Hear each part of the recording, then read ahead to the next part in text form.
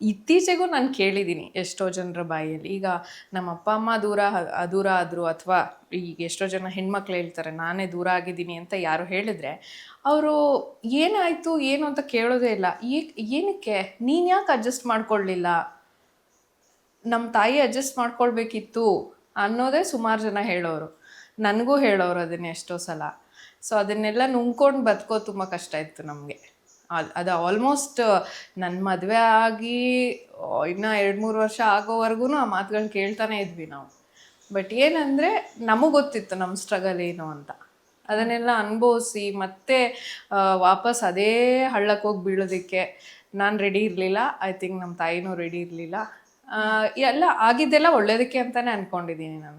ಒಂದು ರೀತಿಯಲ್ಲಿ ಅವ್ರು ದೂರ ಆಗಿದ್ದೆ ಒಳ್ಳೇದು. ಹತ್ರ ಇದ್ದಿದ್ರೆ ಐ ಡೋಂಟ್ ಥಿಂಕ್ ಇಷ್ಟು ದಿನದವರೆಗೂ ನಾವು ಬದುಕ್ತಾನೆ ಇರಲಿಲ್ಲ ಅನ್ಸುತ್ತೆ. ಯಾಕಂದರೆ ಅಷ್ಟು ಜಿಗುಪ್ಸೆ ಬಂದ್ಬಿಟ್ಟಿತ್ತು ಜೀವನದ ಮೇಲೆ ನಮಗೆ. ಆ ಥರ ಆಗೋದ್ರ ಬದಲು ಇದೇ ಬೆಟರ್ ಅಂತ ಅನ್ನಿಸ್ಬಿಡ್ತು.